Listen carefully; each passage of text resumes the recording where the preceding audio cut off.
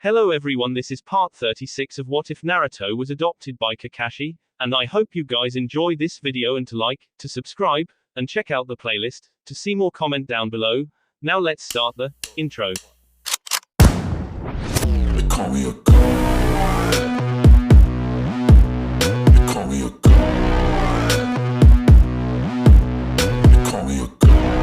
It had been an uneventful night for the teams, although after breakfast they were all gathered in Team 7's room for a meeting on how to deal with their latest mission. Currently they were sitting around a large round table that was only a couple of feet off the ground as they were all sitting on the floor. It was a tight fit with everyone here, but the Suna siblings were of course sitting together. Temari made it a point to sit as far from Naruto as possible, showing a subtle hint she was still slightly pissed at him. Given that Sakura and Sasuke weren't too keen on sitting next to Gaara at the moment, they let Naruto sit next to him. Kakashi looked over the teams, and ever since he had been given the mission he had worried if there would be any problems with working with Suna. Thankfully it seemed that neither team had any personal reasons to hate the other. Some people had lost loved ones or had some injured during the battle in the Leaf Village, so that was something he didn't have to worry about. Although there was a bit of tension, it wasn't at the level he feared he would have to work with. So the idea he had in mind would work out to help give some teamwork for both teams. Now then, the last reports showed that Jiraiya was in this town, but although I doubt he's still here, I want us to look around for information. Kakashi pulled out slips of paper with a drawing on Jiraiya with them. These should help, but in case he is still here, I want to set us up into teams of 2 for you 6. I want one Suna and one Leaf Ninja to look around for clues. This way if we're lucky and run into Jiraiya, he'd be more inclined to believe that you're looking for him with a Leaf Ninja with you. Plus he knows myself and Naruto personally, so it will be easier if one of us finds him. I'm also certain he would know who Naruto's teammates are as well. At least Kakashi thought so. He knew that Jiraiya kept an eye on Naruto when he could, and Kakashi had informed Jiraiya of who Team 7 was and how they were doing the last time they met. Looking at the faces, he came up with what he felt might be the best possible setups. Naruto, I want you and Gaara. Sasuke, you'll be with Kankuro, and Sakura, you'll be with Temari. He looked around as there didn't seem to be any problems with the team assignments. He mentally sighed at that, glad that there wouldn't be any problems with it. With that he told them all to split up and take different areas of the town and meet back up later that day. With that the ninjas went off on their search for any clues about Jiraiya. Kakashi went off on his own, thinking the teams could handle themselves at the moment. Naruto wasn't sure how to make small talk with Gaara, although the red-headed boy wasn't giving off any kind of vibe like he was going to kill everyone around him. The silence the boy had was a little unnerving. Naruto racked his brain trying to think of something as they just wandered through the town. So, how are things going? Naruto knew it was lame as soon as it left his mouth, but he had nothing else. Gaara, while keeping his eyes forward, was silent for a moment before speaking. Things are different, but they seem fine. Well, okay then, Naruto shrugged. So things are good then? I mean, last time we met and everything, you seemed kind of. He wasn't sure how to put it, as he really didn't want to piss the other ninja off. Although he seemed okay, but it hadn't been that long ago the boy had to struggle from killing anyone that looked at him the wrong way. Gaara cast a small glance Naruto's way, thinking on things since he had left the Leaf Village. He had found himself changed after the events he had gone through. Next to him was a boy that held one of the tailed beasts just like him, but the boy still have others in his life. After seeing how Naruto's life was and from his talk with him, Gaara had started to try and be more open, at least for him. He still had no idea how to be friendly to others, so he fought back the old urges that he used to give in to. He had started to treat his older siblings nicer and soon found that after they got used to his new way of dealing with people, they were more at ease around him. In fact, they talked to him more without any fear, even asking how he was doing. Although Gaara didn't show much emotion on the outside, the small steps that he and his siblings took to repair their relationship gave a strange warmth to the redhead that, although it felt strange, he liked it. It was much better than the emptiness that he had tried to fill with blood. Naruto shrugged as they looked around, but if Jiraiya was here, there was only one place he might show himself at. I hate to ask, but we might need directions for someplace. Gaara looked at the boy. You don't sound pleased about it. Is this not the mission? Yeah, but what I have to ask for is something I know will get weird. Naruto sighed as he looked around. There were a few people around, so he went up to a lone male that was working a fruit stand. there was no way in hell he was going to ask anyone with females among them, he already had enough trouble with Temari at the moment. Hey, we need directions, can you help? Naruto asked him. Sure kid, what do you need? The shopkeeper asked, seeing him. He noticed the weapon on the kid and the ninja clothing. He might be a civilian from a small country, but he knew a ninja when he saw one. Although the two did look a little young to him, but ninja life wasn't what he knew about. Well, does this town have? Well, Naruto looked around, seeing no one close by. Does this town have some kind of red light district? Or something that you can usually find in that kind of place here? The man gave Naruto an odd look, which Naruto expected. Someone his age, no matter what he did, asking for those kinds of places would make anyone look strangely at him. Kid, why in the hell would you ask about that kind of thing?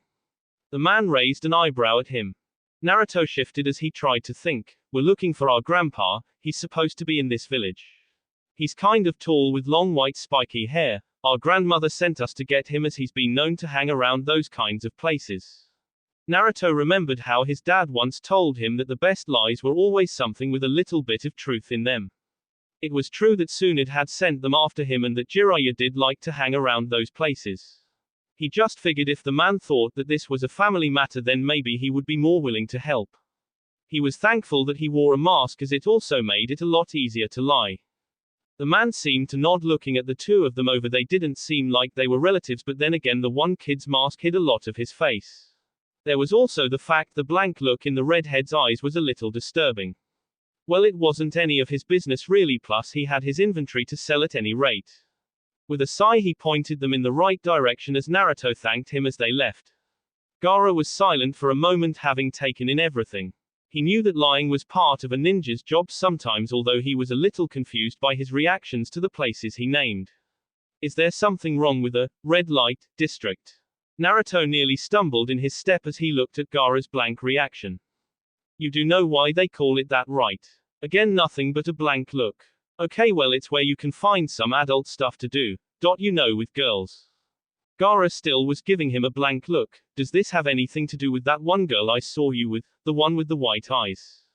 Hinata-chan. Well, yeah. No, wait, no. Well, not yet. We kind of do some stuff, but nothing like.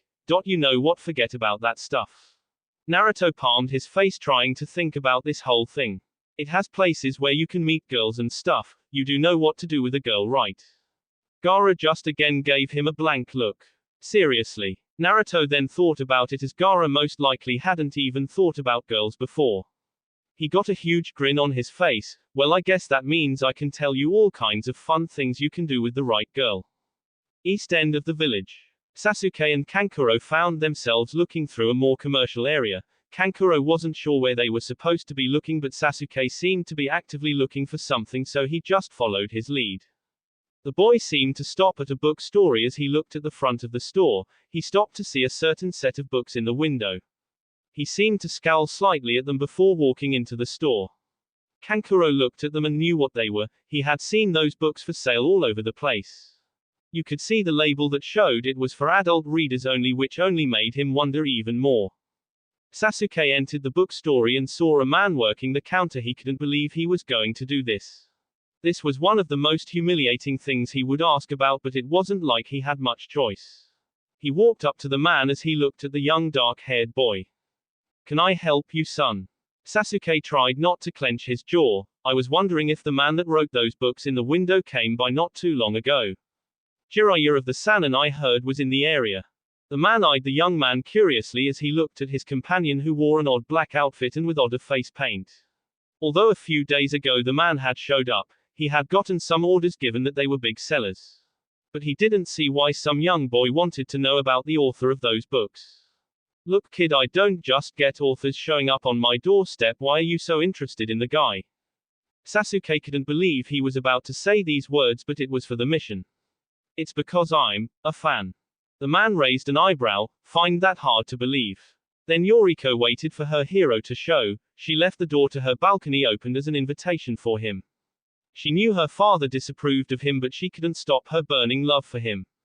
The times they shared in secret as his strong hands held her as he would take her to the highest levels of passion. Sasuke recited a part of the first book.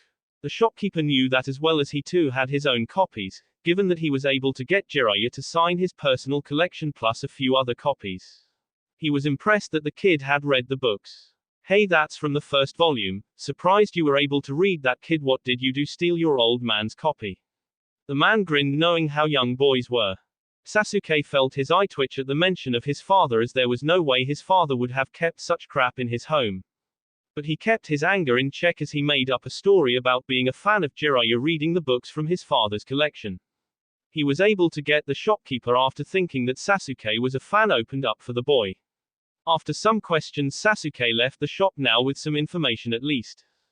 Kankuro, who had silently been watching the entire time, couldn't get a grin off his face.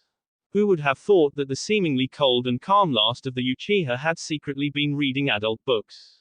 Didn't know you were such a fan of those books. Kankuro nearly burst out laughing at expression on Sasuke's face.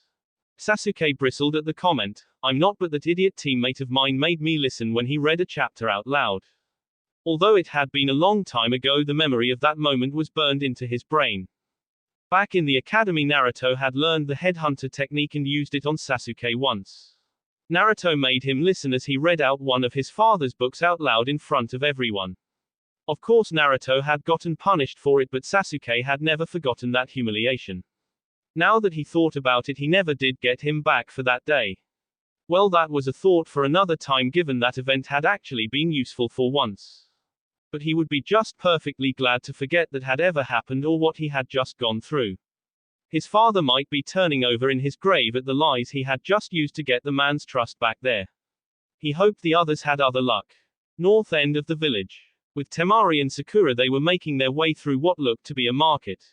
So far there were some interesting stores, but as they asked around, no one seemed to have noticed anyone that fitted Jiraiya's description. After an hour, they were getting a little frustrated about the lack of finding anything. Maybe we should have asked for a red light district, Sakura muttered. Okay, what is it with you, Konoha ninja, and that? Temari asked her. It's not all of us, Sakura said in her defense. It's just that Jiraiya-sama is, well, he's kind of a major pervert. She hated to admit that one of the greatest living ninja of their village was such a perverted old man. When in the academy they had a whole chapter based around the Sannin, but they had never mentioned anything of Jiraiya's hobbies. It was a depressing thought about what else was missing from history, about what else had been changed. Then again, maybe they hadn't said as much for a reason, as she doubted impressionable kids shouldn't know about that kind of thing. Temari had a slightly surprised look on her face, but quickly wiped it off. It seemed that the Leaf Village had some kind of pervert problem. Suddenly a woman's cry got their attention as a woman ran out of an alleyway just ahead of them. She looked a little worse for wear. Her clothing looked slightly tattered as she looked around her in a panicked state. She saw the two female ninja and quickly got up and went over to them. Please, can you two help me? They're going to kill him. She tugged on Sakura's arm. Please, we were just walking by when they grabbed us. They said they wanted our money, but we didn't have much. I just got away, but they'll kill him if I don't get help. Sakura gave Temari a look that said that they couldn't just ignore it, but Temari was looking at the girl with narrowed eyes as though she was seeing things that Sakura was missing. The girl tugged harder on Sakura's hand, making the young girl follow her as Temari followed, not wanting to be separated, but she was extremely quiet as they followed the young woman. She took them down the alleyway as they took a few turns before she led them into a dead end. Sakura was a little confused but saw Temari stiffen, looking behind him as Sakura heard footsteps behind them. They turned to see the way they had came being blocked by a dozen men. All of them looked like hard men who had lived hard lives, recently sporting several injuries as well. They all carried with them various weapons and were giving them nasty looks as well. The woman got a gruesome grin on her face as she quickly jumped away from the two of them. Nice going, Lisa, a big man that looked to be their leader spoke up. Looks like you caught us a couple of nice easy marks. Now be good little girls and hand over all your valuables. Sakura inwardly groaned at how easily she had been led into this, but looking around they only seemed to be just a regular street gang. There didn't seem to be any ninjas in the group, so they most likely didn't have professional training in combat. What was strange was how Sakura felt no apprehension at all in this moment. There had been a time where she might have been afraid to be so outnumbered, but she had faced much worse in her time as a ninja. She had faced rogue ninja, even killed a man, she had trained under some of the best of their village, had fought against resurrected dead ninja and been in several major battles. In comparison to all of that, this wasn't a worry for her. The sudden thud of Temari's battle fan made her look at the older girl as she had the same confidence on her own face. I knew something was up, Temari spoke up, looking at them all. The girl just happened to get away without being chased and without any real injuries on her body. You need a better line of work and you'll find that we're not going to be easy to deal with. Sakura pulled out her tonfas, gripping them in a defensive hold as Temari gripped her fan with both hands. The men paused, not expecting much of a fight, but they were just girls and they didn't seem to have anything too dangerous on them. So they made their way forward to attack the girls. Temari moved in first with surprising speed with the heavy weapon as they slammed it into not just one opponent but three of them and also sent them all flying back. Handling of a Suna battle fan took a lot of strength and stamina to use, and Temari had been training for years with the weapon. To her, the heavy weapon was something she could easily handle. To the men, it felt like they had just slammed the chests into a horse's kick. Sakura wasn't one to be outdone as she moved in among a small group of the men. She was more quick and agile, dodging their blows and using her tonfas on their weak points. She hit them in their elbows to make them drop their weapon, the back of the knee to drop their legs. She twirled the weapons around to use the small handles to hook one man and pulled him into another. She would use small powerful strikes to their solar plexus, under the armpit or the temple. She moved like a whirlwind among the thugs. Temari didn't even have to unfold her fan. She could tell that the men were an undisciplined rabble. They telegraphed their moves so easily to her that it was easy for her to stay ahead of them. She managed to get a look at Sakura while she was fending off her own attackers. The younger girl looked to have everything under control. In fact, her skills looked to have sharpened a bit. She did remember Sakura's fight in the finals. It had been a drawn-out fight, but here she looked to have improved since then. Well, that was good. Male ninja outnumbered female ones, so it felt like as a woman you had to work harder in order to get recognized. So when Temari saw a female ninja with some skills, it was a nice thing to see. Plus, at least the Leaf Village had more than just perverts in their village. Temari twirled her fan around to bash it into the face of one man, quickly pulled back to hit the one that was coming up behind her, then followed it up with a low sweep to take the legs out of the third man. Sakura had also been watching Temari when she could, and it was easy to see that the older girl had some skills. She made her attacks look effortless as she seemed calm. Her movements were powerful and precise as she wielded the large weapon like Sakura wielded her own smaller weapons. It didn't take long for the two of them to have the entire gang on the ground moaning from various injuries. Both young ninja were showing little signs of being tired and thankfully weren't sporting any injuries, given that the men hadn't had a chance against two trained ninja. Sakura rolled her shoulders, thankful that Kakashi had helped to set the new vest so it fit her well. Putting it to the test in battle hadn't been on her mind today, but she was thankful that she had now. It felt like it had fit perfectly on her during the whole fight. Can't believe this happened again, the large leader of the group spat onto the ground. A tooth flew out, given he had been hit in the face by Temari's weapon earlier. First the old white-haired pervert and now two little girls. Some gang we are, we'll be laughing stocks if this gets out. Hold up, what did you just say? Sakura heard him and stepped towards him. You said something about a white-haired old man. Was it long spiky hair and dressed in red? Like I'm going to tell you anything. He shouted up at her, only to be silenced when Temari slammed her fan down next to his head. He slowly looked at the black metal weapon and then slowly up to the blonde young woman who was grinning down at him with a dark look in her eyes. I think you'll find that it's better to answer her question, Temari told him with the threat in her voice very obvious to him. Later that day, by the end of the day, they had all gathered back into the hotel room to see if they could have found any leads. Kakashi looked over them all as they all seemed slightly tired from searching the place. He had looked up to try and find any kind of hidden signs that sometimes Jiraiya used for pickups, but nothing was seen. Plus he had tried looking over the area to find evidence that he had been around. The only lead he had found was that one of the public baths needed repairs from someone being caught drilling holes into the women's section. So how did the rest of you do? Kakashi asked them. We found out that he sold some of his books here. Sasuke had gotten that much out of the owner of the book story.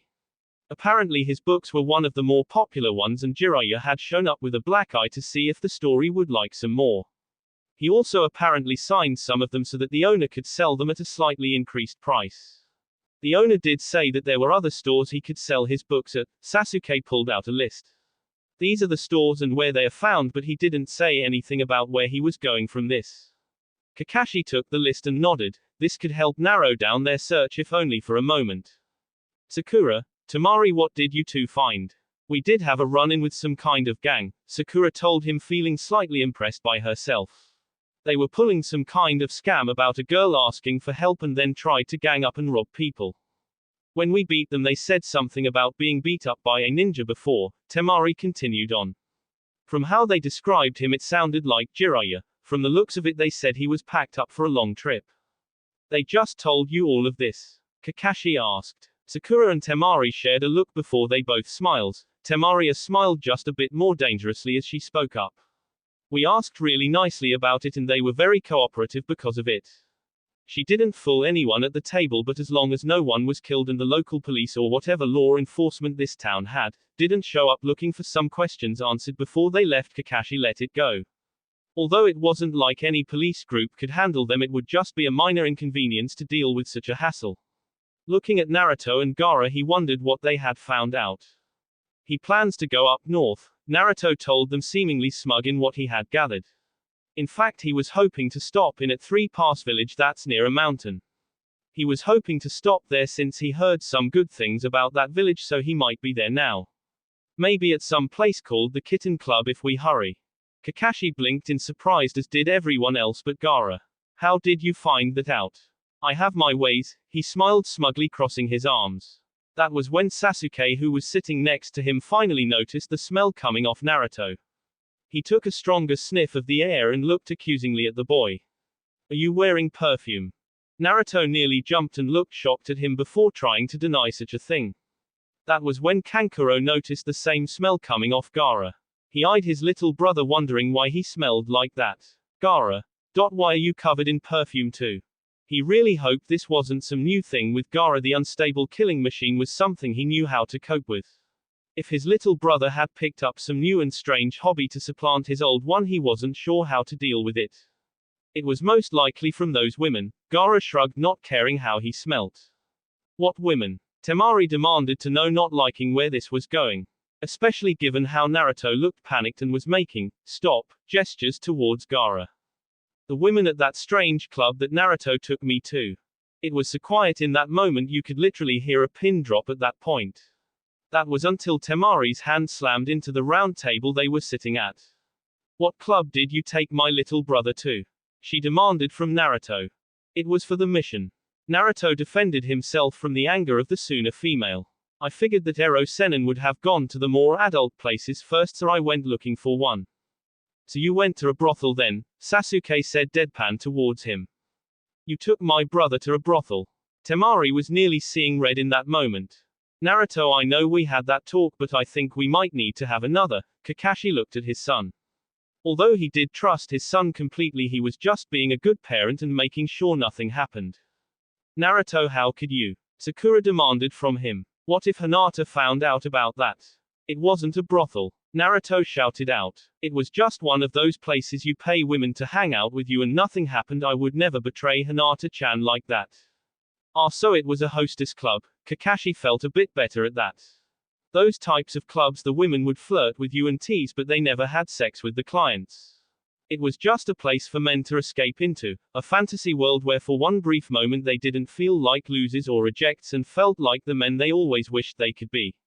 Of course it was all an illusion, but to some the illusion is all they had in life. You took Gaara to a hostess club.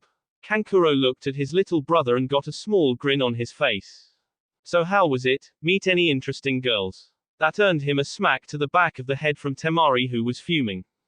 I said it was for the mission. Naruto explained, seeing her reaction from it. I mean, I know that he likes those types of places, and after we managed to get in, which wasn't easy, we started asking around. The only way they would answer our questions was to pay for their time, as they put it. So we just paid him to hang out and talk a bit.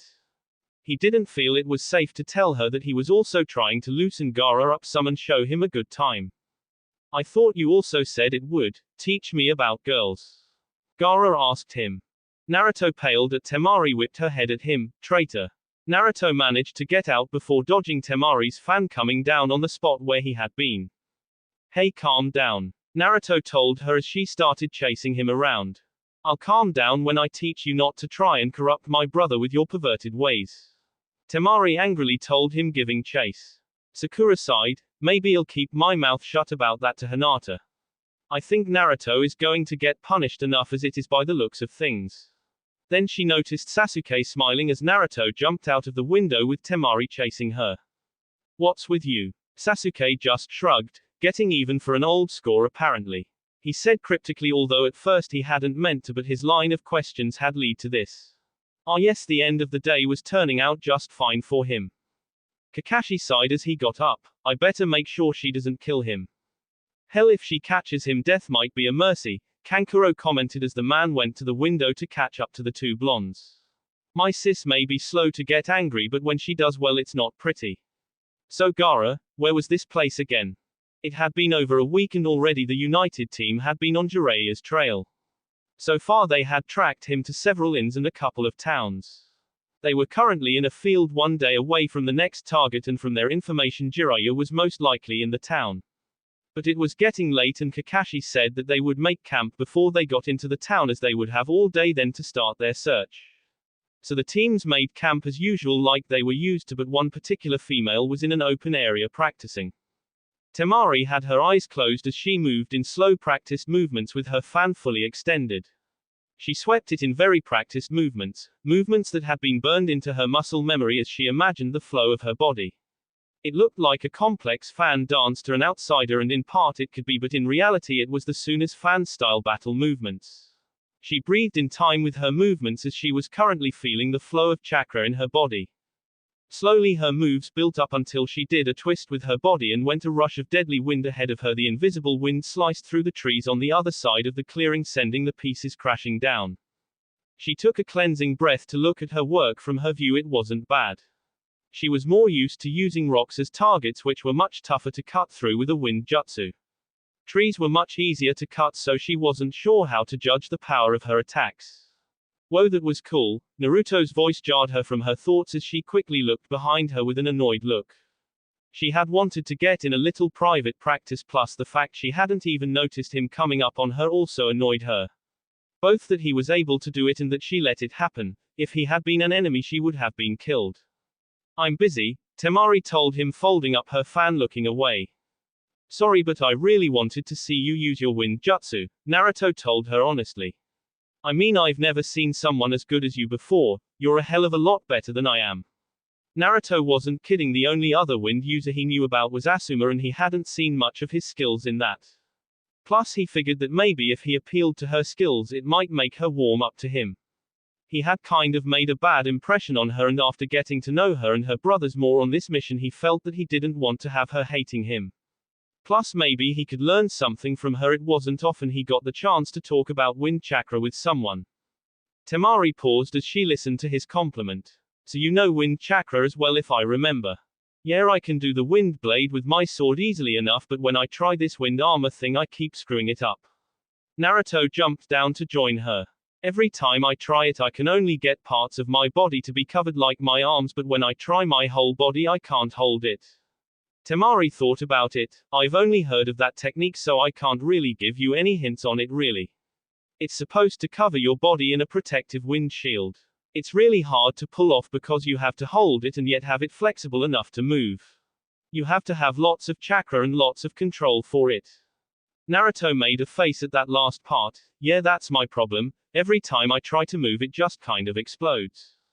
Temari winced. A wind jutsu that went wrong could be really dangerous. She had heard the horror stories of people, both caster and bystander, being shredded. Maybe you should hold off on it until you get your concentration down. Yeah, that's why I don't use it much anymore, Naruto muttered as he pulled his small sword out. But at least I got this. He took a moment and concentrated, thankful that the weapon was made to take chakra, as it made this much easier.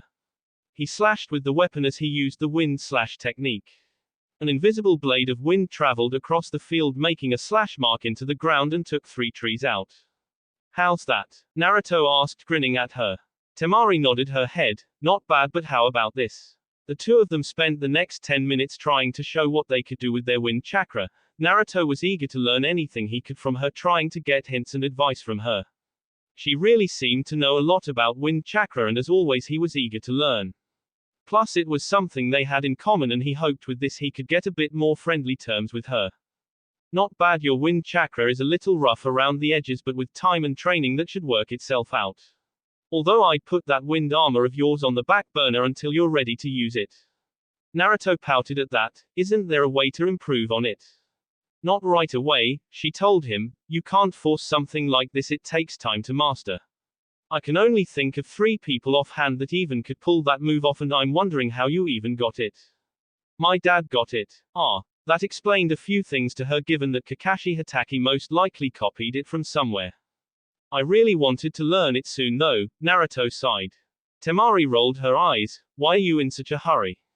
Don't you already got a wind technique and other techniques? Hell, you got both shadow clones and those exploding ones. I hear they're still rebuilding from the last time you used it in the exams. That was to save the old man. Naruto really hated how everyone kept blowing up part of the stadium. It wasn't like there was anything else he could have done or anyone else could have done with that barrier put up. But I wanted to learn more because I wanted to catch up to my dad. Temari blinked at him. Isn't he supposed to know 1,000 jutsus? Yeah, which means I got a lot of catching up to do before I become Hokage. Temari really didn't have anything to say about that. She was at a loss for words, not sure what was a more insane goal for himself. Trying to catch up to Kakashi Hatake or trying to become Hokage, both goals weren't exactly the easiest to get to, but the way he looked and sounded, he really meant it. In the end she just shrugged it off. If he wanted to try and go for it, then she wasn't going to say anything. Besides, this afternoon showed that maybe he wasn't all bad after all. Village. Next day. The ninja group had arrived in the town that they felt that Jiraiya was supposed to be in. It was a decent-sized place, although they had spent the last few hours looking around for the usual spots that Jiraiya would usually hang out with. They soon found themselves outside of a hostess bar. The bright paint and colors, not to mention showing the images of women on posters out front, you could hardly miss it. So, who's going in to see if he's in there? Kankuro asked, looking at others in the group. He noticed Naruto shift slightly, as he was a little worried that Temari might still hold something about what he did by bringing Gaara into such a place. He had just finally managed to get the older girl to be on better terms with him. Well, I supposed I'll have to, since I'm the adult here. Kakashi sighed with his hands in his pockets. Naruto chuckled at that. I would have thought you would like something like this, Dad. Or are you afraid that Aunt Anko will find out? Kakashi gave his son a sideways glance, most likely differently than Hinata would if she found out what you and Gaara went to. Naruto paled at that and nodded. The little game he was playing just got turned around on him in a big way. Although it was for the mission, he really didn't want to explain this part to Hinata, if just because he didn't want her to think he went to places like this all the time, even when he was dating her. Besides, he was just making a joke. It's not like he was going to tell Anko anything like that. However, Kakashi apparently didn't need to go in, as the door slammed open as a big man in red with long spiky white hair came out, looking slightly drunk, with a woman way too young for his age wrapped around his arm. She was giggling about everything he said, it seemed, and he looked like he had been enjoying himself. Well, that was easy, Naruto muttered at the sight. If it had been easy, we would have found him in the first village, Sasuke commented dryly. He was just glad that they had finally tracked him down. Okay, you got a point, Naruto told him before taking a deep breath and yelled out. Hey Ero-sen, I thought you liked older women who were blonde. Jiraiya, for his part, had been slightly enjoying himself before that yell broke him out of his thoughts on if he could get the girl back to his hotel room. He looked to where that familiar voice was with a slight glare. There was only one person in the entire universe that would call him that, and there he was. The little blonde boy with the mask on his face waving over to him. Jiraiya also noticed the others there as well. The entire team was there, with Kakashi as well as 3 other young ninja, most likely from Suna if he remembered right. He sighed, knowing that it was business time and he couldn't play anymore. Sorry my dear, but looks like I have to go back to work now, he told the woman, taking his arm away from her. Or do you really have to go? She cooed at him. Sorry, maybe another time, he grinned at her as he walked over to the group and placed his hands on his hips as he stood before them. You couldn't find me just one more day later. It took us long enough to find you as is, Kakashi told him. You couldn't leave some kind of messages or way to contact you. Jiraiya only laughed. I wouldn't be much of a spy master if I was easy to track down, but I knew that soon it would send someone that could track me down eventually. So you're all here about my last report I sent in, I take it? Well, we can't talk here out in the open. I got a room we can use in a hotel I'm staying at. With that he led him through the town, eventually going to his hotel. It was a simple one that served his purposes as he led them all into his single room. It was a tight fit, but they made it work. He sat down on the ground as he dug through these things. Pulling out a scroll, he opened it up onto the ground, showing everyone a map of the county they they're in. It was written in ink with marks and notes all over it. Ever since Orochimaru escaped, I've put my contacts in to find him. Jiraiya explained to them. Took some time, but after I got back from getting Suna to the village to lead it, he was interrupted by Naruto coughing. Okay, fine, with help. After getting Suna home, I got a message from one of my contacts in this nation. Sound ninja have been sighted lot in his country, which makes sense as it's a country without an official ninja village. Also, after some digging, I think the local lord is in his pocket. The man has gotten a hold of some extra income, and certain enemies of his have disappeared, the kind of disappearance that only a ninja could pull off. So he's set up shop here? Kakashi asked. Jiraiya shrugged. Not sure. Even with all that, he's always been a slippery one and too damn smart to show his hand openly. At the very least, he does have a presence here, and we need to confirm if this is just some kind of outpost or secret base, or if the Sound Village is really located here. If it's not the village, then what is the plan? Temari asked him, knowing that both their villages planned to decimate the Sound Village for what they had done. If they confirmed the actually village, then they would unite and crush it to dust. She knew that the smaller villages might see it as larger villages bullying around the smaller ones, but Sound had attacked the Leaf and betrayed Suna. Both villages were in their right for revenge, as the larger villages would see it. Jiraiya had thought about it. If it's just a small base, we take it out, there might be something there we can use, which is why I wanted a team from both villages. This way Suna will learn everything we learn as we learn it. Plus I figured they would want a chance at some payback of their own, although I didn't expect them to send you three. It was our father that was killed by Suna, Temari told them, although she and her siblings would admit that their father had been more focused on being a leader than as a father. But despite everything, he was their blood and he had been killed by Orochimaru. The fact that he had also fooled them and their entire village was also another sting they felt. Jiraiya didn't say a word as he just nodded as he went back to the map. He pressed a finger into a large circle on the map. I've narrowed it down to this area. That's kind of a large area, Sasuke commented, seeing it, and if the map was to scale. To make matters worse, the area is also a forest area, Jiraiya told him. That means that there's plenty of places to hide in there. Not only that, but it gives good cover for ninjas who want to move around hidden from view. He leaned back, stretching out. All in all, it's going to be a pain. Well, at least we have an idea of where they might be in a whole country. That's something, right? Sakura asked, trying to find the silver lining in all of this. Maybe so, Kakashi shrugged, but it was still a big area. Anyways, you all get supplies we're going to need to stock up before we head on out. Jiraiya sighed. Well, it was a nice break, but I guess it's time to get back to work. Kakashi, can I talk to you for a moment? Kakashi gave him a questioning look before nodding and sent the others off. When they were gone, he closed the door behind him as he knew Jiraiya wanted to talk to him alone about something important but didn't want the others to hear. He sat down across from the old man as he rolled up his scroll and put it into a small sack. Something wrong? Kakashi asked. Jiraiya nodded. Yeah, a couple of things. First, were you followed? Kakashi nodded. I picked up a few tails while looking for you. I wasn't sure who they worked for, but two of them I spotted, but they are being smart about it. They keep switching up the tails, so I'm not sure about the others, but I get the feeling that eyes have been on us for some time now.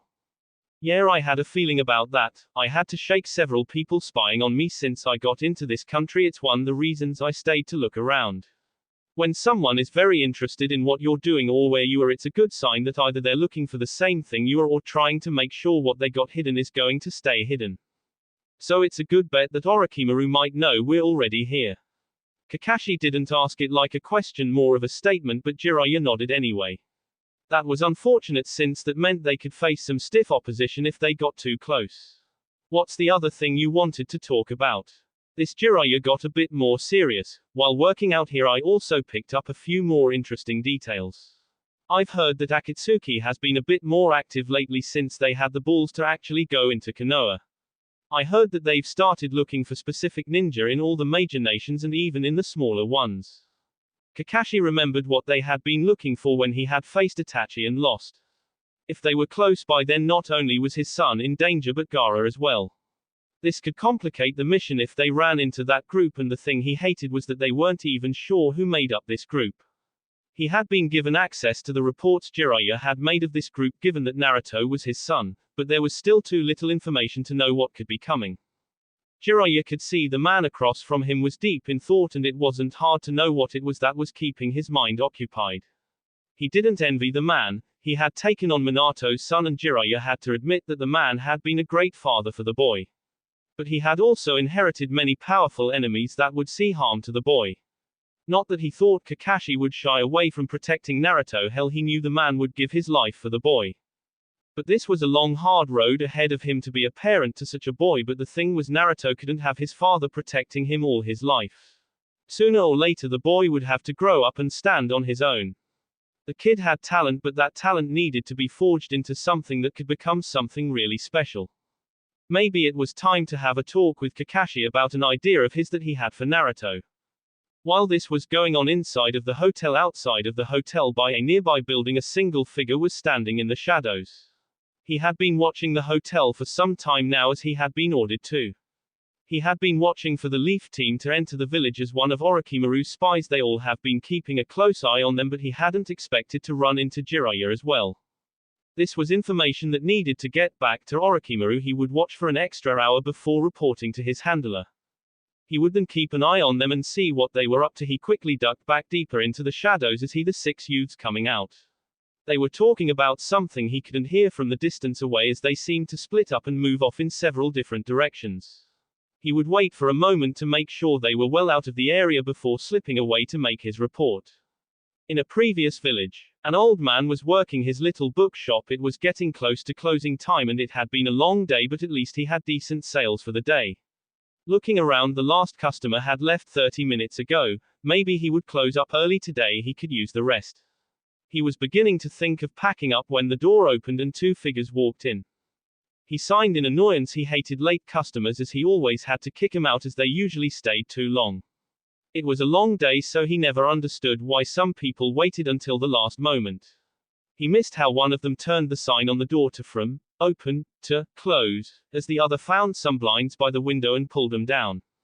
That got the old shopkeeper's attention as he looked up. "Hey, don't touch that. What the hell do you two think you're doing?" He looked at the 2 tall figures. They wore strange black coats with red cloud designs on them and wore large hats that hid their faces. They slowly came up to his counter, and his anger slowly started to fade away as he started to worry now. The feeling he was getting off these 2 was making him very nervous now, as he felt his throat go dry. One of the figures pushed up his hat just enough to get a look at part of a face. The high collars on the coats hide the lower face, but what he could see was what looked like a handsome young man with dark eyes, but with 2 distinct lines below his face. They weren't age lines, more like some kind of facial feature. When he spoke, it was in a deep and calm tone, but there was nothing calming about his voice to the old man's ears. "We were told a boy was in here. He was blonde, most likely wearing a mask with orange markings on it," he said to him. I don't know what." He was cut off by the other, was the partner that hadn't spoke up suddenly grabbed him by his shirt. "Don't pull that crap on us. People saw him coming in here, plus we found out he was headed this way." This man's voice was more gruff and threatening than the other man's. "Kisame," the man said in warning. "Itachi, we can't keep screwing around with this guy," Kisame growled out, still holding onto the man, ready to go for the throat if the man even thought of yelling. Good thing he looked too scared to even try it. "We lost track of the brat when we left the Leaf Village, and now that he's finally outside of it and we got on his trail again, we can't let him get too far away again." Itachi knew that after Konoha they had tried looking for Naruto, even though they had found out he had been with Jiraiya looking for Tsunade. Of all people, they had missed him. They had been a little too behind on the trail, and by the time they had picked it up he had managed to get back to Konoha. That had been not only a disappointment, but Kisame had been in a mood for a week after that. So they had done a few jobs for the group that needed to be done. After all, they were an S-class criminal group that others hired when they didn't want to have any links back to them. But while on a mission, they had been given a notice from the group that rumors about the QB boy was outside of the village. They had been sent to investigate, and here they were back on his trail, and this time they didn't want to let him get away. I have an easier way of dealing with this. Itachi closed in on the man as he activated the Sharingan. The three black tomes slowly started to move around as the old man's face suddenly went slack as his eyes went dead. It was a simple genjutsu that worked like hypnotism, only much more powerful. The weaker the mind, the easier it was to get to the heart of the matter. It had been one of the reasons why the Uchiha police force had been so effective. Now listen to me, was the boy we asked about here? Itachi asked the old man. Yes, he said in a slow tone. He was here with a red-headed boy with a tattoo on his head and a tall blonde girl. Hey, wasn't the One-Tails host a kid with red hair and a tattoo? Kisame asked, remembering that description. They only knew of a few of the hosts so far, but that description seemed to fit, plus he remembered it as not many people had red hair and a tattoo on their head. What was the tattoo of? Itachi asked, wanting to be sure. It was a tattoo of the kanji for love, the man replied. Was the tattoo supposed to be? Kisame asked Itachi to be sure. Itachi nodded, as that did fit what they knew. All the teams were made aware of the other hosts just in case something like this happened. When another team ran across another target, they weren't supposed to actively go against targets by other teams were assigned. But this might be an opportunity to get both hosts for tailed beasts. If both are here and we get them, it will piss off Sasori and Deidara. Kisame grinned, showing his shark teeth. I care more about taking the tailed beasts, Itachi coldly said as he turned away. We're closing in on them. If we hurry, we should hopefully catch up to them. What about him? Kisame asked, nodded his head to the storekeeper. Itachi gave the man a silent look before turning his back and heading to the door. Do what you think is best. Kisame grinned like a shark as he reached up behind his shoulder for his sword. That will be it for this video. If you want more, comment down below, like, subscribe. And see you guys later.